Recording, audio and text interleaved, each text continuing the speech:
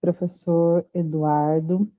Então, eu sou a Miriam e vou apresentar agora o trabalho que eu fiz sobre o instrumental e vou explicar um pouquinho por que eu escolhi esse instrumental.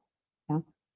Apesar de ser mais fácil o modelo de Paris, eu escolhi porque eu queria elaborar um material para mandar para a reitoria da Unesp, porque eles estão, nesse momento, buscando um instrumento que seja capaz de fazer o levantamento, né, dos riscos psicossociais na instituição. E aí, como eu estou fazendo a pós, que é custeada pela Unesp, né, eu achei que seria bem bacana, que seria uma forma de contribuir com esse trabalho, dizendo, pelo menos apontando, né, a existência do método de Paris, e penso, inclusive, em mandar esse material para eles, tá? Bom, então, vou começar falando, né, sobre como o método de Paris ele se constitui como uma inovação na gestão de riscos ergonômicos e psicossociais, né, para atendimento da NR17, da NR1 e da Lei de Saúde Mental de 2024.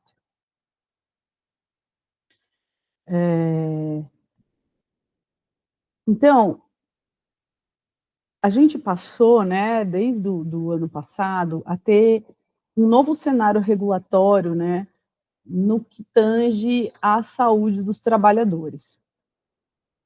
A gente passou a ser obrigado a gerenciar, né, continuamente os riscos ocupacionais também de saúde mental.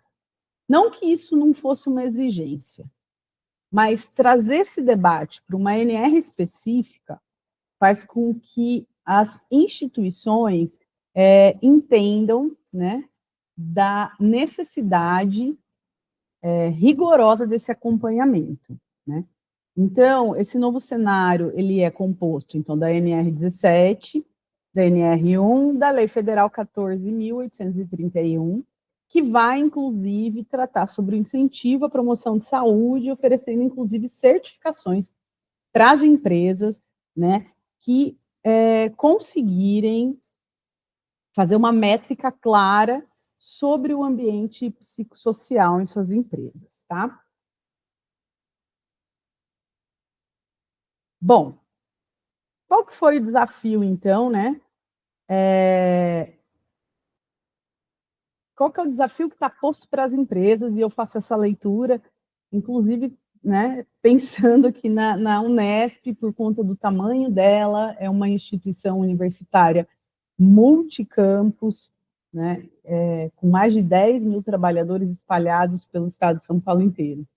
Então, eu penso que o desafio é ter um instrumento, né, que transforme essa percepção, levantamento em métricas, né? Então, que seja capaz de fazer um diagnóstico e que esse diagnóstico ele dê elementos, né, auditáveis, padronizados para acompanhamento e gestão da condição psicossocial dos trabalhadores da instituição. O de Paris, ele traz, né, uma característica muito importante que na área de saúde do trabalhador, né, de longo tempo vem, né, tem se discutido, que é a importância da participação do trabalhador nas avaliações de suas condições de trabalho.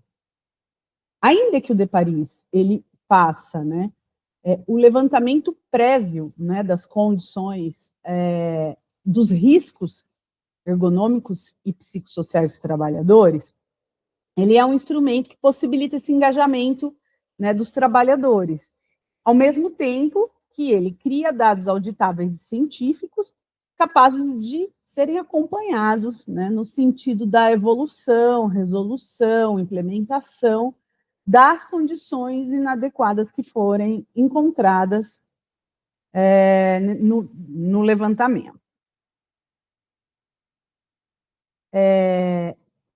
O de Paris, né, quando de sua constituição, ele foi pensado ele foi elaborado criteriosamente dentro, né, das categorias, de acordo com as categorias da Classificação Internacional de Funcionalidade, né, que é uma linguagem internacional universal produzida pela Organização Mundial de Saúde, né, com a colaboração de pessoas de diversos países, né, e aqui no Brasil com a sua colaboração, né, e com o seu engajamento, o que vai permitir que a gente consiga categorizar, que a gente consiga estruturar esses dados, né, e codificar. E que esses dados, né, eles podem ser avaliados não só pelas empresas, mas eles vão se comunicar com dados internacionais, uma vez que a gente está usando uma classificação que conversa internacionalmente, né? E o cálculo que a Deparis traz, né, que o Deparis traz, porque ele é um instrumento, né, é um cálculo de risco, né? Então, ele vai levantar as características do trabalho real do trabalhador, acho que é importante, né, frisar isso, e ele vai fazer um cálculo do risco que esse trabalhador tem, do ponto de vista ergonômico, né, das condições ambientais e do ponto de vista psicossocial. Então, as dimensões de análise são divididas em 3: ambiente físico, ergonomia e segurança, organização e psicossocial. E em cada uma dessas dimensões, existem aspectos que vão ser observados. Eu vou tratar especificamente da organização, da dimensão da organização psicossocial, né, por ser essa a questão hoje em debate na universidade, e acho que em todo o Brasil, né? Então, ela vai levantar questões sobre organização do trabalho, trabalho repetitivo, carga mental, relações de trabalho, ambiente social, conteúdo do trabalho e ambiente psicossocial.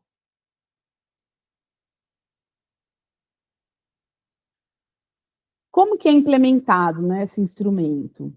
Trabalhadores vão aos locais de trabalho, né, e é importante, inclusive, trazer isso. Não precisa ser um profissional da ergonomia para fazer esse levantamento. Pode ser feito por trabalhadores comuns, sem formação, pode ser feito pela CIPA. Então, é um instrumento que não requer treinamento, não requer conhecimento prévio, né? E o fluxo de implementação primeiro você vai ao local de trabalho, analisa os 18 itens que o instrumento aponta, né? As situações desejadas vão constar do instrumento, e aí a gente vai observar o que é que tem na realidade daquele posto de trabalho. Ao final, depois de responder os 18 itens do instrumento, né, a gente vai fazer a classificação de cada um desses 18 itens, avaliando a gravidade, que vai ser verde, amarelo e vermelho. Verde a gente vai pontuar como 0, amarelo como 2 e vermelho como 4. Em algumas situações em que nós classificarmos como vermelho, a gente tem que apontar se essa situação identificada ela é passiva de alteração pela instituição ou se é necessário a avaliação, aí sim, de um profissional da ergonomia, de um profissional especializado para conseguir adequar aquele posto de trabalho. Ao final do fluxo, a gente faz o cálculo, que é uma fórmula, né, matemática, baseada no instrumento BASEP, que também é um instrumento criado, né, baseado na Classificação Internacional de Funcionalidade.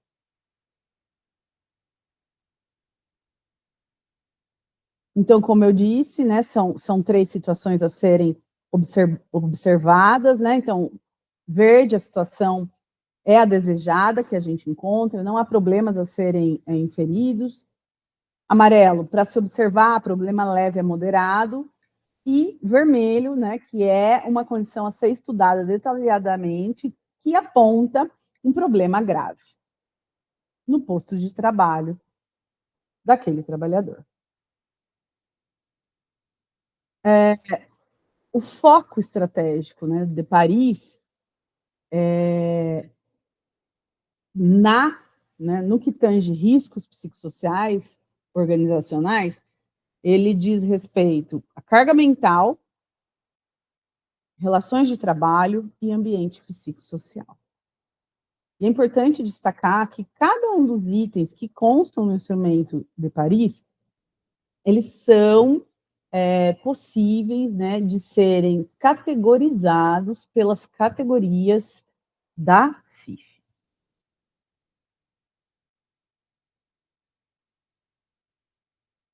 Então, né, ao final da aplicação desse instrumento, né, vai ser feito o cálculo de acordo com as orientações do próprio instrumento, e esse cálculo, ele é dividido em 2 momentos. O primeiro momento a ser calculado são os riscos gerais, né, que considera itens físicos, ambientais, organizacionais. E o segundo cálculo, né, que eu penso que é o que as empresas estão atrás, né, é o cálculo específico, desculpa, tem um erro de português, professor, focado são os riscos psicossociais, né, que é um cálculo específico para isso. E aí o método ele vai transformar a percepção do clima organizacional em dados técnicos codificados de acordo com a CIF. A gente vai ter, né, uma escala de gravidade, né, para a interpretação dos resultados. Essa escala vai desde um risco leve até um alto risco. E a visualização dos dados para tomada de decisão, ela acontece da seguinte forma: a gente determina o setor, e aí ele vai apresentar qual é o risco geral que existe nesse setor para esse trabalhador. Qual é o risco psicossocial que existe para esse trabalhador. E aí, né, que eu acho que isso é um grande plus assim, do De Paris, que ele oportuniza essa divisão dos riscos, né? E aí não tem como truncar isso no debate da gestão. Ele vai deixar muito claro, né, que o problema não é o mobiliário, e sim a saúde mental da equipe. Com esses dados em mãos, né, ele também traz a possibilidade, né, de um cronograma de ações, em conformidade também com a NR01, que ela também vai exigir a comprovação da implementação das medidas de controle. E aí, além de todas essas características, né, do De Paris, eu acho que assim, ele traz outros benefícios, assim, né, que justificam a sua implantação. Primeiro, atendimento integral à NR17 e NR1. Segundo, que ele possibilita a participação do trabalhador, né? Isso já causa engajamento desse trabalhador com relação a esses levantamentos. Ele tem condição de transformar esse levantamento em indicadores quantitativos. Ele não precisa de profissional com conhecimento prévio para aplicação. Ele possibilita, por meio do levantamento dos riscos, né, tomadas de decisões que, no fim da linha, vão resultar em diminuição de afastamentos. E o método, como ele é validado cientificamente, ele é um material útil para a defesa jurídica e serve como prova pericial. Então é isso. Eu agradeço, professor. Espero que esteja adequado. E depois que eu tiver um feedback, eu vou enviar isso para a doutora Ludmila, que é a minha chefe na reitoria, que é quem está junto da grande gestão da universidade, organizando, né, formas de fazer o levantamento dos riscos psicossociais. Obrigada.